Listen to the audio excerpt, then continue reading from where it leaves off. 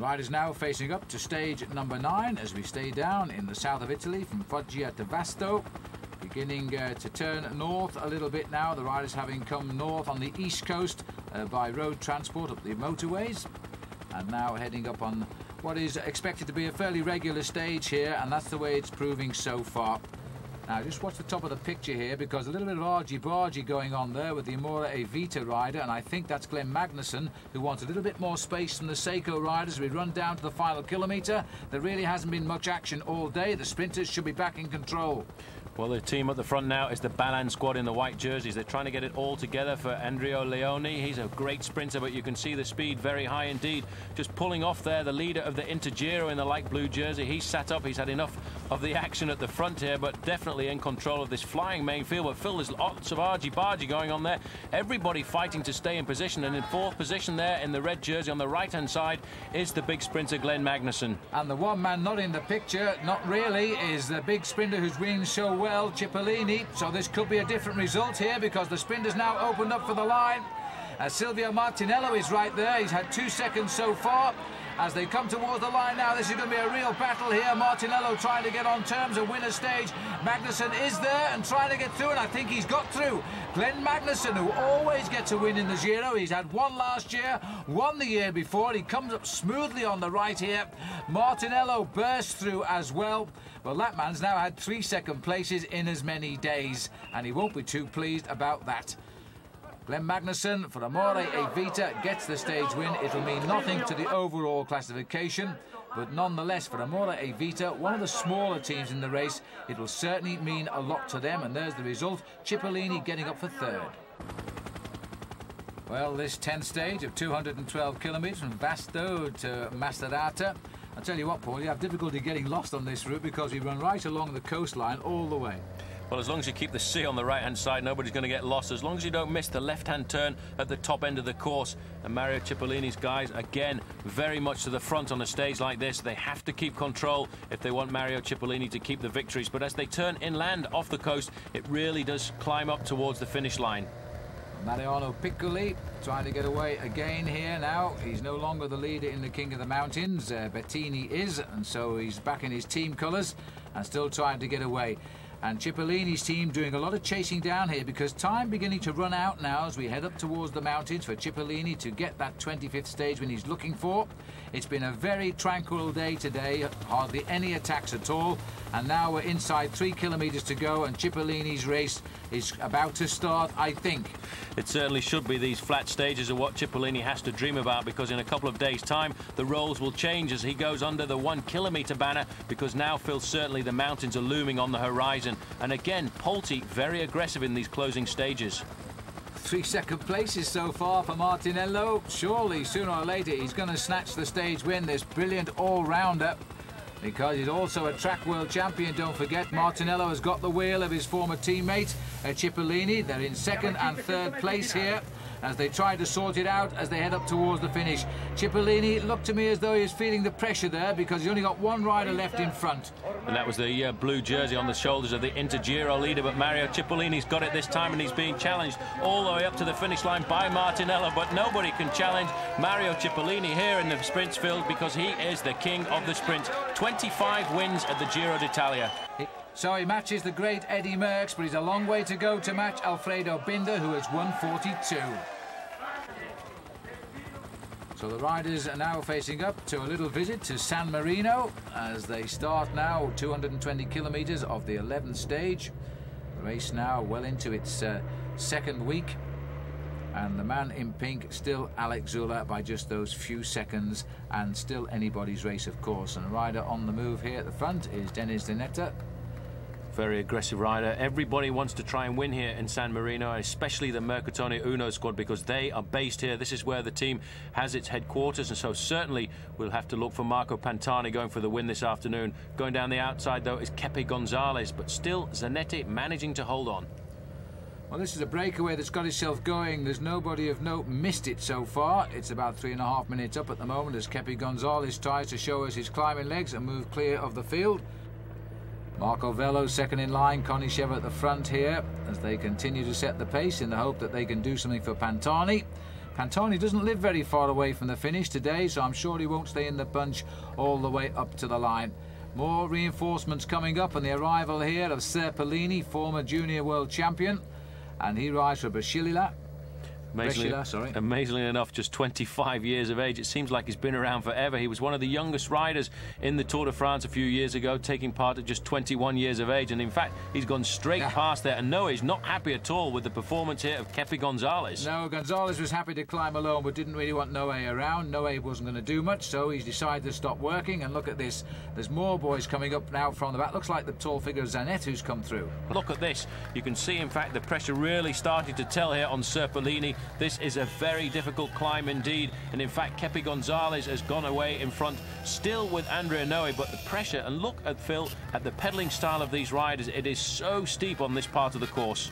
Well, Bettini, the current leader in the King of the Mountains, but let's not forget he's a teammate of Marco Pantani. Pantani is wanting to do something about this now. He's waiting for the slopes to steepen and start to go for the leaders. You can see in our bottom picture there Gonzalez, and right in the distance is the group on our main screen here, and Bettini's riding very, very well. Now, Zola must keep a close eye on the whereabouts of Pantani here.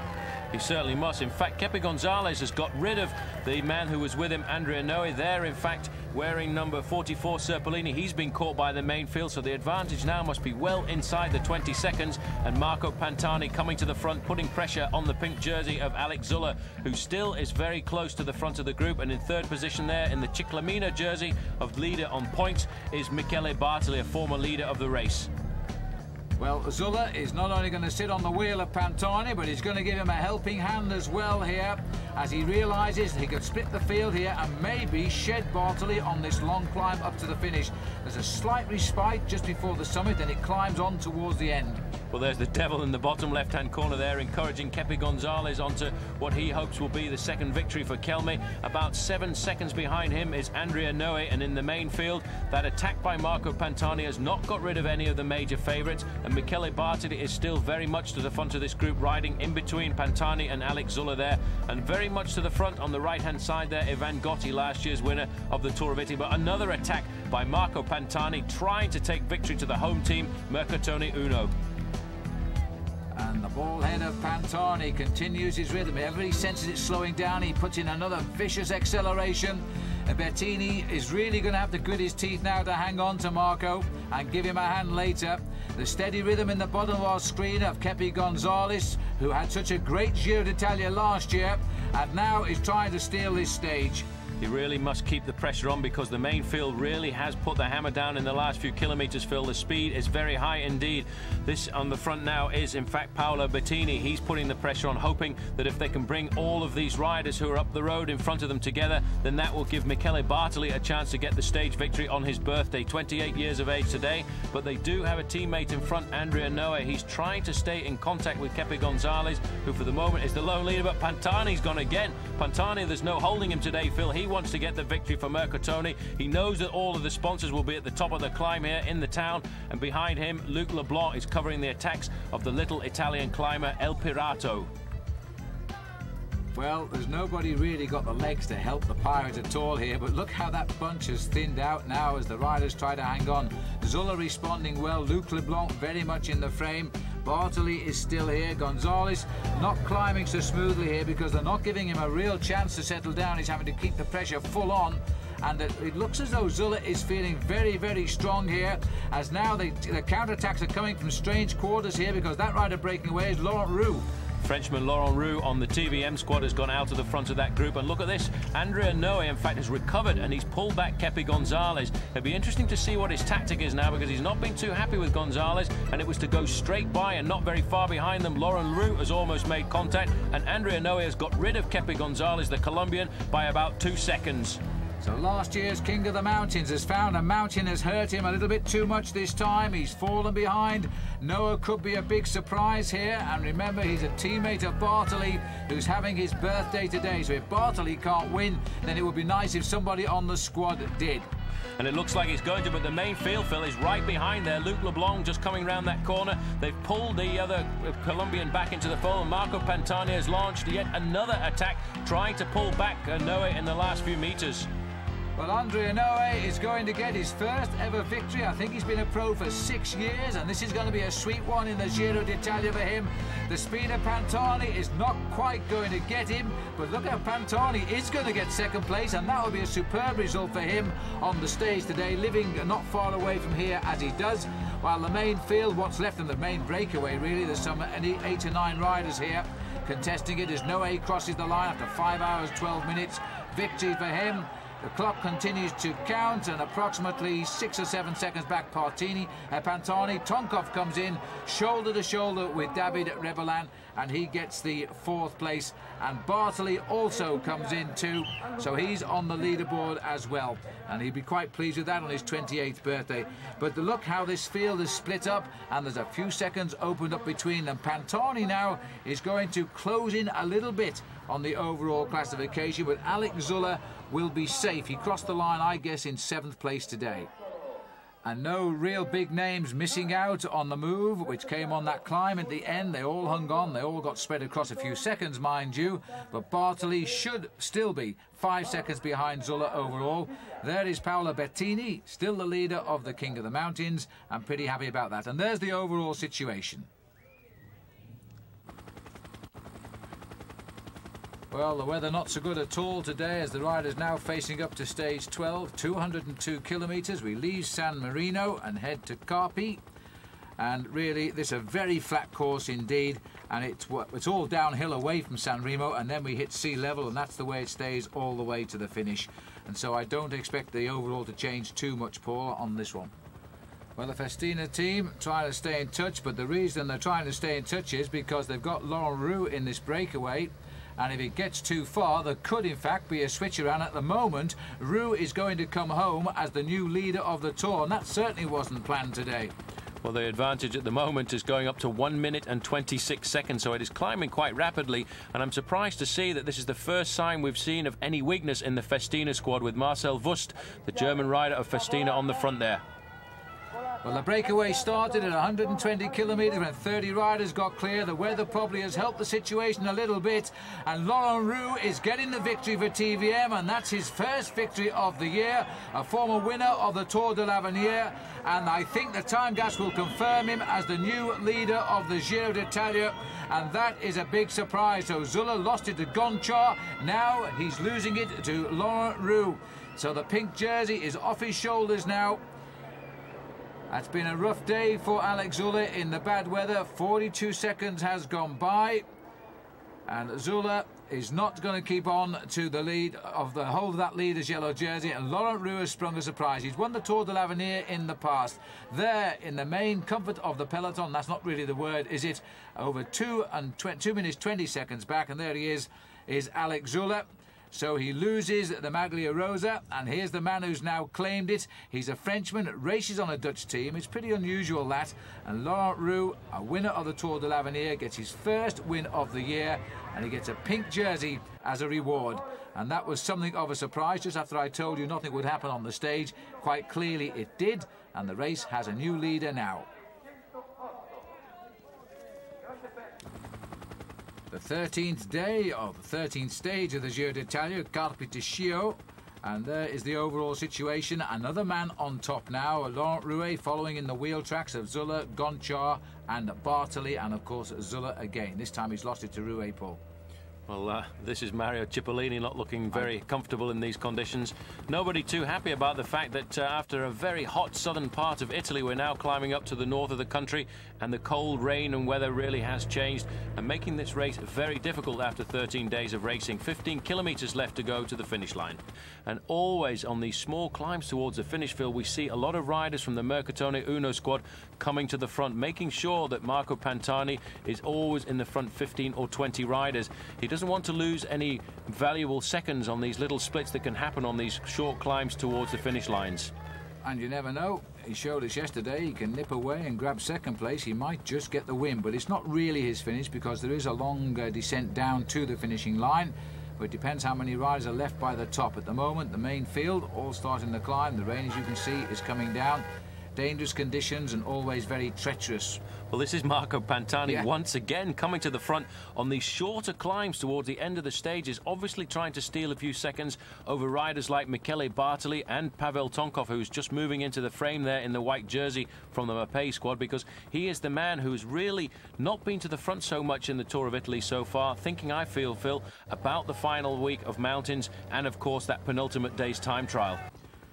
Yes, and Ivan Gotti is still seemingly in a lot of trouble in the Tour and not enjoying it at all, and we don't see him at all in the action either. Pantani then joined by Oscar Kamazin of Switzerland, the national champion, and Pavel Tonkov, a former champion of Russia, right on his back wheel, and a brilliant performer every time he takes part in the Giro d'Italia. Well, two riders there from the Mapei squad. They might not have the same jersey on because Kamazin is the champion of Switzerland, riding alongside Tonkov there. In fact, he sat up, he had a quick word with Tonkov, and I think he is suffering a little bit, so he's going to sit up and wait for the main field, making a remarkable recovery after that difficult day in the rain yesterday. Alex Zülle there, wearing number 78 from Festina. He's seen the danger of an attack once again by Marco Pantani, and he's trying to ride across to this very dangerous move by El Pirato, because we've seen him riding so well so far, Phil, and you cannot let him take a few seconds on stages like this. And the pink jersey not to be seen. It hasn't been a good day at all for Laurent Roux. He's been under pressure and out of the front of the action today, so I don't think we're going to see anything of him. He's reported to be quite a way behind as this race continues at a very good pace here, and two of the top names of the Giro now tapping out the rhythm. Pavel Tonkov staying on the back wheel of Marco Pantani. Alex Zülle still struggling but getting across that gap, albeit painfully. Once again in the Tour of Italy, the organisers putting a very well-placed strategic climb in the way. Just 9 kilometres from the summit of this climb all the way to the finish. And if a group like this, Marco Pantani, Tonkov and Zülle, can get together with a 30-second advantage, then certainly they will have a great chance of once again stealing the show away from the sprinters, because the sprinters have a hard time digesting a little climb like this. Zülle's done the business. He's got up to Pantani and Tonkov, and also another rider trying to get onto the back there, but now currently 3 leaders at the head of the race. And the crowd's as thick as ever despite the cold and wet conditions here at 10 kilometres from the summit now, or from the finishing line rather, not the summit, as the riders now start to reform at the front. Over the top of the Passo dello Sovo. In fact, it looked very much as if Michele Bartoli was in a chasing group there behind this leading group of 3 riders. Tonkov backing off a little bit, allowing Pantani to set the pace on the descent. And it always amazes me, Pantani is a magnificent climber, and he certainly has no fear at all on the descents, despite the fact, in fact, he's gone down. That was why he didn't have any fear. He went too quickly, and joining him in the gutter, there's Alex Zülle. Well, Zülle always goes where the rest fall down, and he went in sympathy to Pantani. Pantani lost complete traction there. Zülle thought, oh no, and decided to bail out on the left of the picture. But there was no danger. He's got his foot off. He's locked his wheel up to avoid hitting Pantani. And I think he's almost gone down in sympathy there. But they're both okay. That's the important thing. And that is why you could see that Pavel Tonkov was backing off that group of riders just a little bit there, because he wanted the ability to change his line if need be. Now, Pantani is up there in the yellow, but Zülle has really lost it on this descent, and he's gone off the road again. He's not the best bike handler, and I think his nerves gone there as well now, but he's going to get back on the course. Pantani pressing on. These are treacherous, these roads right now. You can see all of the riders are quite cautious, and I don't blame them, because it's not just yourself making a mistake, it's what the others do as well. Well, there's Tonkov leading the race at the moment, precariously, not getting his way around that corner. In fact, there was a car stopped there to watch the racers come by, and in fact, Tonkov had to go around the back of the race car there. And the reason the roads are so slippy, Phil, is because in this area of Italy, it has been very, very dry for the last week or so, and this rain that's come down has made the descent treacherous. Well, Tonkov trying to get some advantage out of the fact that the 2 guys around him fell, but he's having quite clearly difficulties himself here as they go down. There's Bettini now also trying to get back up to the action, and here's Bartoli too. So it's all changing at the front as they make progress on the descent. Well, it's amazing. These guys are men who are looking at winning the Tour of Italy, and you can see everybody is taking risks on this descent. They realise the victory is at the bottom of this hill, and in fact, Bettini has come up to Tonkov there, and Tonkov, I think, worried himself a little bit because he's missed 2 corners consecutively, so he's not going to take any more risks. And now Bettini in the green jersey there as leader of the King of the Mountains has taken off and decided it's his turn to try his hand at risking a crash. Well, Tonkov, I think, has lost his nerve because he's making no attempt now to keep up with the riders who are slipping by him. As Paul said, he's been in trouble twice. They are the three leaders on the road. Guirini is the other rider who's just come up. But really, it looks as though the roads are drying out a little bit. They might get back into the action here. They might do, and in fact I think the caption was wrong there, because Tonkov certainly wasn't in the leading group of three riders anymore. He just sat up and decided not to take any risks. And now it's Bartoli, Bettini and Noe, three riders from the same team, so that really is quite a remarkable performance by the ASICS squad. And they're under the 1 kilometre to go banner here now, and there could be a change. Well, there will be a change of leader because Laurent Roux has lost a big time today. He's not even up with the action at all. He's had a forgettable day in the first day in pink, and it's quite likely that Andrea Noe is going to become the new leader of the Tour. So again, the Giro throws it around because Zola, having fallen on the descent with Pantani, lost any chance of snatching back the race lead at the first opportunity. As they come up towards the line, Michele Bartoli's going to get the stage win for ASICS. There's no doubt about that. Guirini is on his wheel. The fourth man over the line is Noe, and that should be enough to give him the pink jersey in the Giro d'Italia. So first of all, he gets his first ever win of his career. Now he's got his first pink jersey. The chase is led in there by David Rebellin, and in that group was Michele, and not Zülle, by the way. Pantani was tagged in on the back. Zülle is now safely in this group. They're well spread up today. So there's the situation. Bartoli, Guirini, Bettini and Noe is the order over the line, and there is the bespectable man. He's now the new leader.